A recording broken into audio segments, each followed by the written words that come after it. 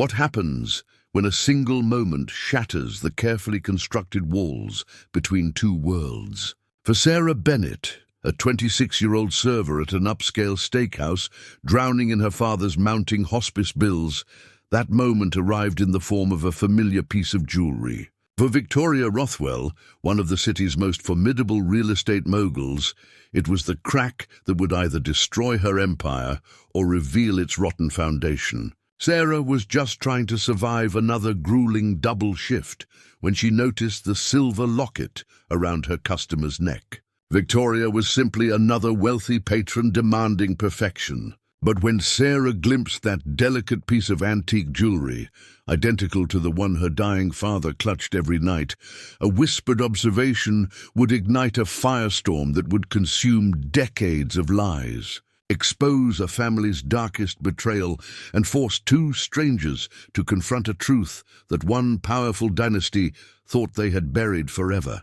The ambient lighting of the heritage room cast everything in warm gold, making even the most ordinary conversations feel significant. Sarah Bennett moved between the mahogany tables with practiced efficiency, her black dress uniform impeccable despite the exhaustion weighing on her shoulders. At 11:30 p.m. on a Thursday, the restaurant was winding down, but the clientele remained as demanding as ever.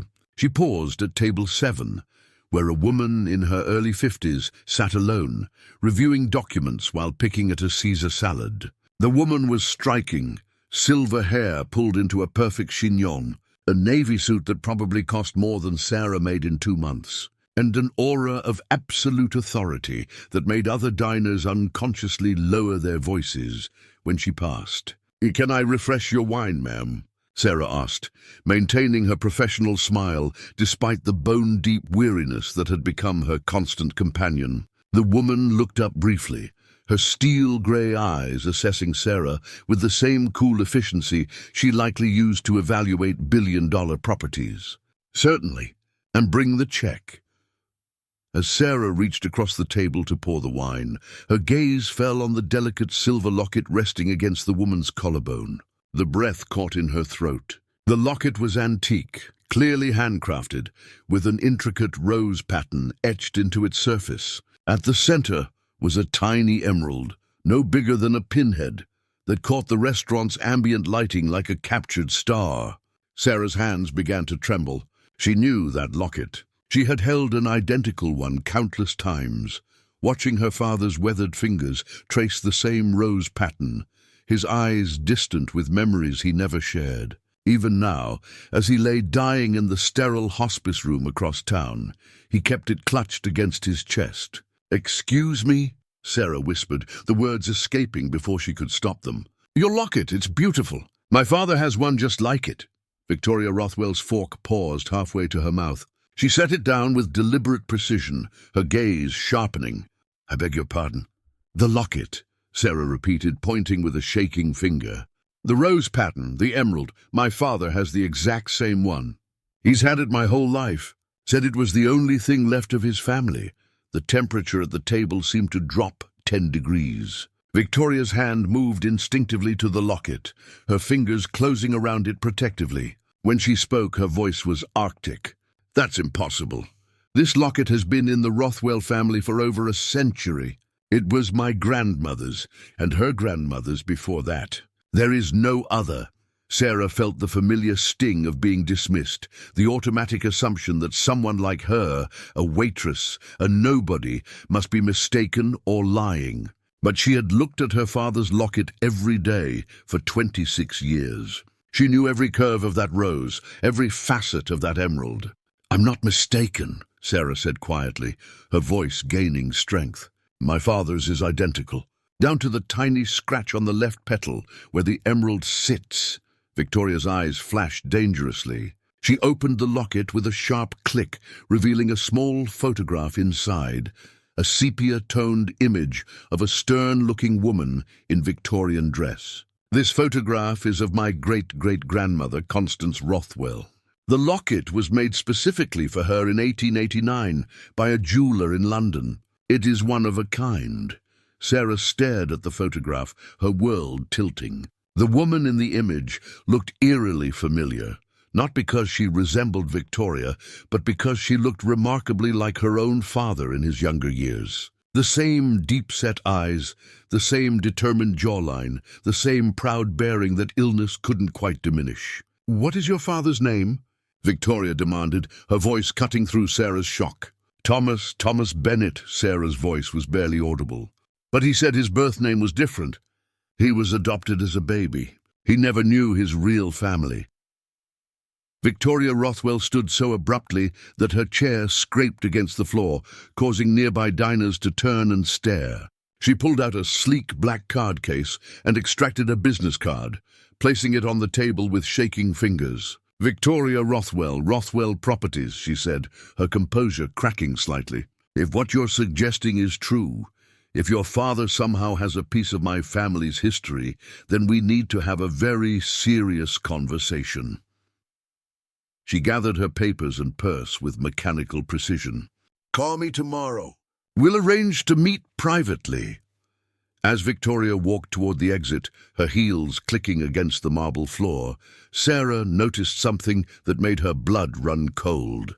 Every few steps, Victoria's right hand would flutter unconsciously to the locket, just like her father did when he was anxious or afraid. The same nervous gesture, passed down through blood she was only now beginning to understand, might connect them. Sarah's shift ended at midnight, but instead of going home to her cramped studio apartment, she drove straight to Sunrise Hospice. She found her father awake, staring out the window at the city lights, the silver locket resting on his chest above the hospital gown. "Dad," Sarah said softly, settling into the chair beside his bed. "We need to talk about the locket." Thomas Bennett was 73 years old, but illness had aged him beyond his years. His once powerful frame had withered, and his thick brown hair had turned white. Only his eyes remained unchanged, the same deep blue that Sarah had inherited, filled with intelligence and a sadness that ran bone deep.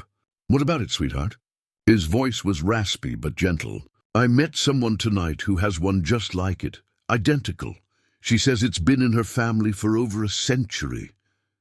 Thomas's fingers tightened around the locket, and Sarah saw something flicker across his face.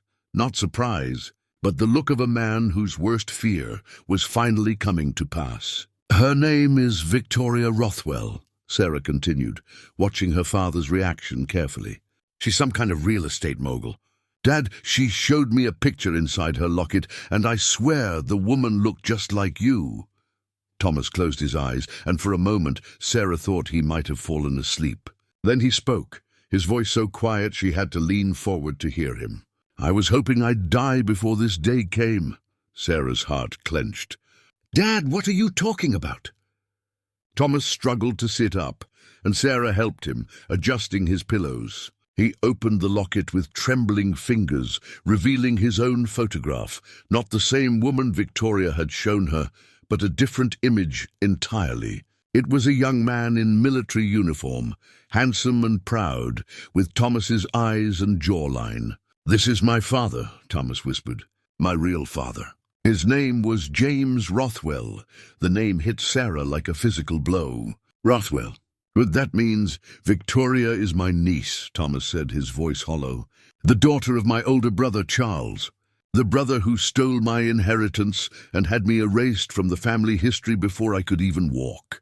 Sarah stared at her dying father, trying to process the magnitude of what he was telling her. "You're telling me you're part of one of the wealthiest families in the city?"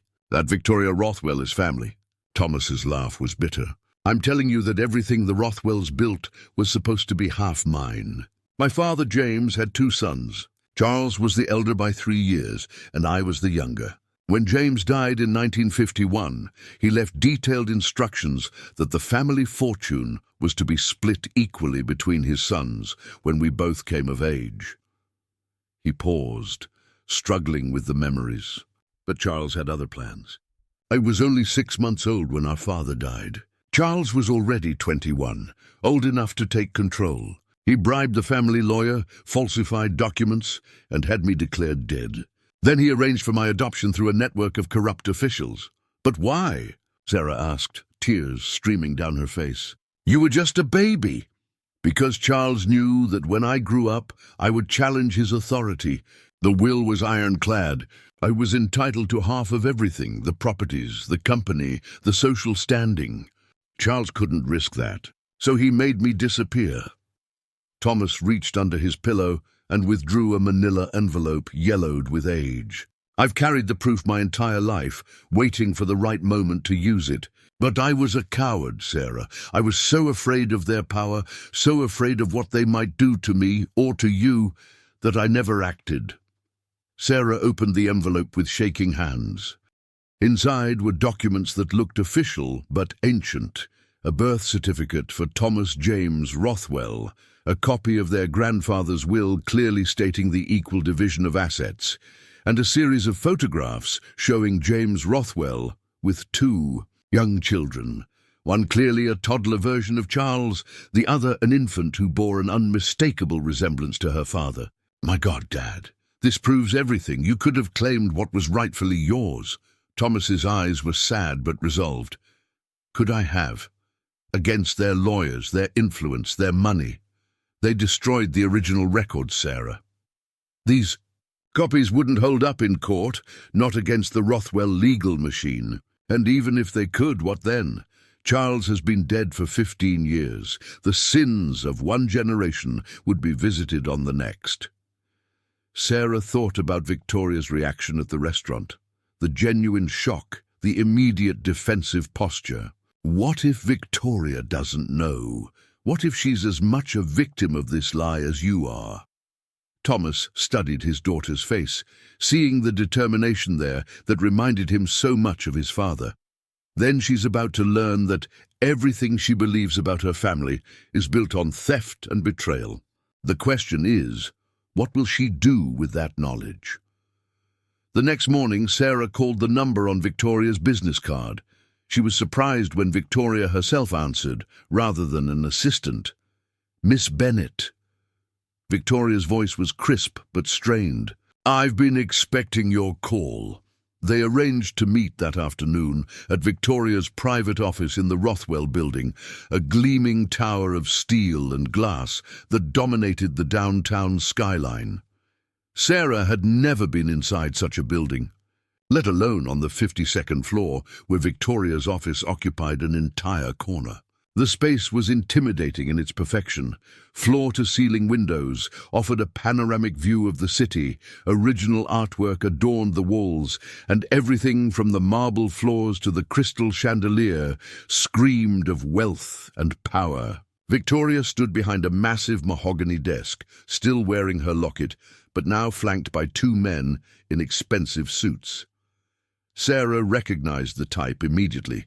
Lawyers, and not the friendly kind. Miss Bennett, Victoria said without preamble, these are my attorneys, Martin Shaw and David Cross. Before we proceed with this conversation, I need you to understand the serious nature of what you're suggesting. Sarah felt small in the vast office, but she thought of her father wasting away in the hospice room and found her courage. I brought a proof, she said simply, placing the envelope on Victoria's desk. Victoria opened it with the same careful precision she'd shown at the restaurant. As she examined the documents, Sarah watched her face change, the controlled mask slipping to reveal confusion, then growing alarm. Where did you get these? Victoria demanded. My father has kept them his entire life. He's Thomas Rothwell, the son you never knew existed, your uncle. One of the lawyers, Shaw, leaned forward aggressively. Miss Bennett, I hope you're not here under the impression that some forged documents and a wild story entitle you to any portion of the Rothwell estate. I'm not here for money, Sarah said firmly. I'm here because my father is dying, and he deserves to have his identity acknowledged.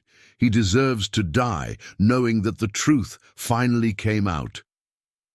Victoria had gone very still, studying the photograph of James Rothwell with his two sons. This man, she said quietly, pointing to the infant in the picture. How old was he when this was taken? About 6 months, Sarah replied. Right before your grandfather died and Charles had him erased from the family. Victoria's hand moved. To her locket again, that unconscious gesture that Sarah now understood was a family trait. Charles Rothwell was my father. He died when I was 35, and I took over the company. He never mentioned a brother. Never. Because he spent 50 years making sure no one would ever know, Sarah said. But the truth has a way of surviving, even when powerful people try to bury it. David Cross, the second attorney, cleared his throat. Mrs. Rothwell, I strongly advise against continuing this conversation without a full investigation into these claims. But Victoria wasn't listening to her lawyers anymore.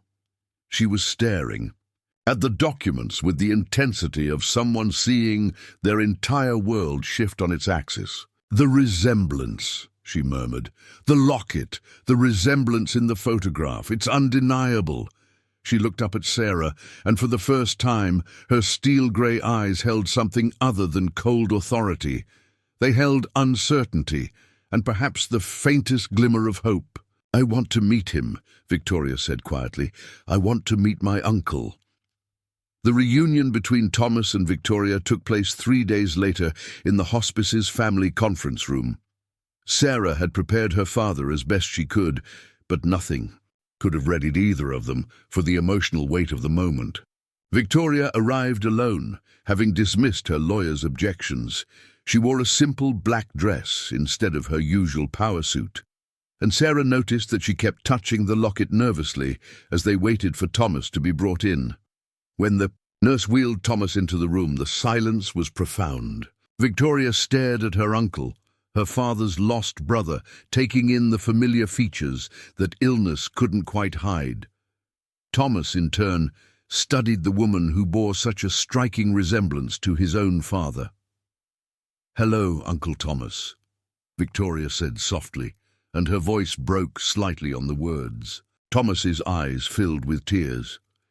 "Victoria, you look so much like him, like James." They sat in that sterile conference room for 3 hours, piecing together the fragments of a family history that had been systematically destroyed. Victoria shared stories about Charles, how he had been a demanding father, obsessed with legacy and control, haunted by fears he never explained. Thomas spoke about his adoptive parents, the Bennetts, who had been kind but never quite filled the void of not knowing where he came from. But as the afternoon wore on, Sarah noticed that Victoria's initial warmth was cooling, replaced by something harder. When Thomas showed her additional documents he'd kept, letters from the original family lawyer detailing Charles's instructions for the cover-up, Victoria's expression became increasingly closed off. "You've known about this your entire life," Victoria said finally, her voice taking on an edge. "You've known that my father was a thief, that everything I inherited was built on a lie, and you said nothing." Thomas flinched as if struck. "I was terrified," he admitted. "Charles had already proven what he was capable of. I was just one man against an empire. What could I have done?" "You could have fought," Victoria said, standing abruptly. "You could have exposed him before he had children, before he built a legacy on stolen ground. Instead, you let me live my entire life believing I was the rightful heir to something that was half yours." Sarah felt a chill run through the room. "Victoria, he was protecting himself, protecting me. You don't understand what your father was capable of." "Don't I?" Victoria turned on her, and Sarah saw something dangerous flash in those grey eyes. "My father was ruthless in business, yes, but he was also generous with charity, devoted to family, and he built something extraordinary. Now you're telling me it was all based on stealing from a baby?" Thomas reached out a trembling hand. "Victoria, please. I never wanted to hurt you. That's why I stayed away. I knew that the truth would destroy everything you believed about your family. And yet, here we are," Victoria said coldly. She looked at Sarah with something that might have been hatred, What is it you really want? What's your endgame? I told you, Sarah said, feeling the conversation spiraling away from her. I just wanted my father to be acknowledged, to have his identity recognized before he dies. Victoria's laugh was harsh. How convenient. And I suppose you'll want nothing more, no claim to the family assets, no desire to be included in the will. The accusation stung because Sarah couldn't deny that the thought had crossed her mind, not the money itself, but the security it could provide, the medical bills it could eliminate, the future it could guarantee. I haven't asked for anything, Sarah said defensively. Yet, Victoria replied. She gathered her purse and moved toward the door. I need time to process this, to verify these claims independently. Don't contact me again until you hear from my attorneys. She paused at the door, looking back at Thomas. I'm sorry for what my father did to you, but I'm not responsible for his sins, and I won't be held hostage by them. After Victoria left, Thomas broke down completely. Sarah held her dying father as he wept for the family connection he'd dreamed of for 70 years, only to have it slip away again. She hates me, he whispered. She hates us both. She's scared, Dad. Her whole world just got turned upside down. Give her time. But even as Sarah said the words, she felt a growing dread. Victoria Rothwell hadn't become one of the city's most powerful women by being sentimental about family bonds. She had become powerful by eliminating threats to her empire, and Sarah had just presented her with the biggest threat of all. 2 weeks passed in silence. Thomas grew weaker, and Sarah found herself working extra shifts to pay for the additional palliative care he needed. She tried calling Victoria's office twice, but was told that Mrs. Rothwell was unavailable and would return her call when appropriate. The call never came. Instead, Sarah arrived home from work one evening to find an official-looking envelope that had been slipped under her door. Inside was a letter from the law firm of Shaw, Cross and Associates, informing her that their client, Victoria Rothwell, had conducted a thorough investigation into the documents Sarah had provided. The letter stated that while some of the documents appeared to be authentic, there was insufficient evidence to support the claim that Thomas Bennett was the missing Thomas Rothwell. Furthermore, the letter continued, if Sarah or her father continued to pursue these claims publicly, they would face defamation charges and a civil lawsuit that would destroy them financially. The letter concluded with an offer. In exchange for signing a non-disclosure agreement and returning all documents related to the Rothwell family, Sarah would receive a one-time payment of $50,000, enough to cover her father's medical expenses and provide a modest cushion for her future. Sarah stared at the letter, feeling the familiar sting of being bought off, silenced, dismissed. Just like her grandfather had been decades earlier, she was being offered money to disappear. But unlike her grandfather, Sarah Bennett had nothing left to lose. She drove to the Rothwell building and demanded to see Victoria. When the security guard refused, Sarah sat in the lobby and waited. She waited through her lunch break, through the afternoon, through the evening hours when the building began to empty. At 9 o'clock, Victoria finally appeared, flanked by 2 security guards. Miss Bennett, Victoria said icily, you're trespassing. I'm family, Sarah replied, standing to face her. And family doesn't abandon family. You're not family, Victoria said with finality. You're a stranger with some old documents and a desperate story. My investigation found no credible evidence that Thomas Bennett is related to the Rothwells. Sarah pulled out her phone and showed Victoria a photograph she'd taken that morning. Thomas in his hospital bed, holding both lockets side by side. In the harsh hospital lighting, the identical nature of the jewelry was undeniable. Your investigation didn't want to find the truth, Sarah said. Because the truth would cost you everything. Victoria's composure cracked slightly. What I built is mine. I earned it. I'm not responsible for what happened 50 years before I was born. No, Sarah agreed. But you are responsible for what happens now. My father is dying, Victoria. He has maybe weeks left. All he wants is for someone in his real family to acknowledge that he existed, that he mattered. For a moment, Sarah thought she saw something soften in Victoria's face. But then the mask returned, harder than before. "Security will escort you out," Victoria said. "If you return, you'll be arrested."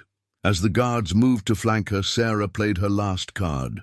"He saved everything, Victoria. Every document, every piece of evidence. And he gave me copies of all of it. If something happens to him, if he dies alone and forgotten, those documents go to every major newspaper in the city." Victoria froze. "That sounds like extortion." "That sounds like justice," Sarah replied. She allowed the security guards to escort her to the elevator. But as the doors closed, she called out, "He's at Sunrise Hospice, room 247. He'll be waiting for you." Sarah returned to the hospice that night, expecting to find her father alone, as he had been every night for weeks. Instead, she found Victoria sitting beside his bed, still wearing her business suit, but looking smaller somehow, more human. They were talking quietly, and Sarah could see that her father's eyes held a light that hadn't been there in months. Victoria looked up when Sarah entered, and the hostility was gone, replaced by something more complex, shame perhaps, or regret. "I brought some photographs," Victoria said softly, indicating a small album on the bedside table. "Pictures of our grandfather, of the family home, of Charles when he was young." Thomas's hands shook as he turned the pages, seeing faces that looked like his own, places that should have been familiar but were foreign to him. "Thank you," he whispered. "This means everything." Victoria met Sarah's eyes across the bed. "I had the documents authenticated by an independent expert. They're real, all of them." Sarah felt a wave of vindication mixed with sorrow. "So you believe us now?" "I believe you," Victoria said carefully. "But believing you and knowing what to do about it are two different things." She stood and walked to the window, looking out at the city lights. "Do you have any idea what this would do? If the truth came out, it wouldn't just affect me. There are thousands of people who work for Rothwell Properties, investors who've trusted us with their money, charities that depend on our foundation. The scandal would destroy everything." Sarah joined her at the window. "So what are you saying?" "I'm saying that sometimes the truth is too expensive," Victoria said quietly. "Sometimes protecting the living has to take precedence over honoring the dead." Behind them, Thomas struggled to sit up. "Victoria," he said, his voice gaining strength, "I don't want to destroy what you've built. I never did. All I wanted was for someone to know that I existed, that I was part of this family." Victoria turned back to him, tears glistening in her eyes. You are. And I'll make sure you're remembered." She opened her purse and withdrew a legal document. "This is a private acknowledgment of your identity as Thomas James Rothwell, signed and witnessed by myself and my attorneys. It won't be made public, but it will be kept in the family records. Your daughter and her children will always know who they really are." Sarah read the document, feeling a complex mix of emotions. It was something, but it felt incomplete, like a half-truth dressed up as justice. "And the financial aspect?" she asked carefully. Victoria was quiet for a long moment. "The Daniel Owen Pierce Foundation will be established with a significant endowment from the Rothwell estate. It will provide grants for people who've been wronged by corporate malfeasance, people like your grandfather who had their lives destroyed by the powerful." She looked at Thomas. "It won't give you back the life that was stolen from you, but it might prevent the same thing from happening to others." Thomas reached for Victoria's hand. "That's more than I ever dared hope for." But Sarah felt a burning frustration. The foundation was generous, but it was also a way for Victoria to maintain control, to keep the truth buried while appearing to make amends. "What about accountability?" Sarah asked. "What about acknowledging that the entire Rothwell empire was built on theft?" Victoria's expression hardened again. "What about the fact that I had nothing to do with that theft? What about the fact that destroying my reputation won't bring your grandfather back or undo the wrongs that were done to him?" The tension in the room was palpable. Thomas looked between his daughter and his niece. Seeing the fundamental difference in their worldviews, Sarah's burning need for justice and Victoria's pragmatic determination to protect what she'd built. "Sarah," Thomas said gently, "sometimes the best we can do is prevent future injustices. Sometimes that has to be enough." Sarah wanted to argue, wanted to push for more, but looking at her father's frail form, she realized that his peace mattered more than her anger. He had found his family, however complicated and incomplete that connection might be. "All right," she said finally. "But I want to be involved in the foundation. I want to make sure it actually helps people, that it's not just a tax write-off and a public relations move." Victoria nodded. "You'll be on the board. You'll have a voice in how the money is distributed." It wasn't perfect justice, but it was something. And sometimes, Sarah realized, something was the best you could hope for in an imperfect world. Thomas died 3 weeks later peacefully, with both Sarah and Victoria at his bedside. The private funeral was small, but Victoria delivered a eulogy that spoke of a man who had been wronged, but who had chosen love over bitterness, family over revenge. The Daniel Owen Pierce Foundation was established 6 months later with an initial endowment of $50 million. Sarah left her job as a waitress to become its executive director, working to help people who had been crushed by corporate power and legal maneuvering. Victoria kept her locket and Sarah kept her father's. Sometimes, when they met for board meetings, they would catch each other unconsciously touching the jewelry, a shared gesture that connected them across the gulf of their different worlds. The truth about Charles Rothwell's theft was never made public, but it lived on in the quiet work of the foundation, in the lives it touched and the injustices it helped correct. It wasn't the dramatic revelation Sarah had once imagined, but it was real, tangible good growing from the seeds of an old wrong. On the first anniversary of Thomas's death, Sarah visited his grave and found that someone had left fresh flowers. A small card tucked among the roses read simply, "For Uncle Thomas, who deserved better. Victoria." It was a small gesture, but it meant everything. In the end, that's what family is. Not grand gestures or perfect justice, but small acts of remembrance, acknowledgement, and love. Sometimes the truth doesn't set you free with fanfare and vindication. Sometimes it just gives you the quiet satisfaction of knowing that the people who mattered knew who you really were. And sometimes, in a world full of injustice, that has to be enough. The story of Sarah Bennett and Victoria Rothwell reminds us that families are complicated, that justice isn't always clean, and that sometimes the most important victories are the quiet ones, when someone finally knows they belong, when wrongs are acknowledged even if they can't be fully corrected, and when love finds a way to grow even in the soil of old betrayals. If this story moved you, if it made you think about your own family's hidden histories and the price of truth, share it with someone who understands that real life is messier and more complex than fairy tales. What would you have done in Sarah's place? Would you have pushed for full disclosure, or would you have accepted the quiet acknowledgement and the chance to help others? Let us know in the comments, and don't forget to subscribe for more stories that explore the complicated realities of family, justice, and forgiveness.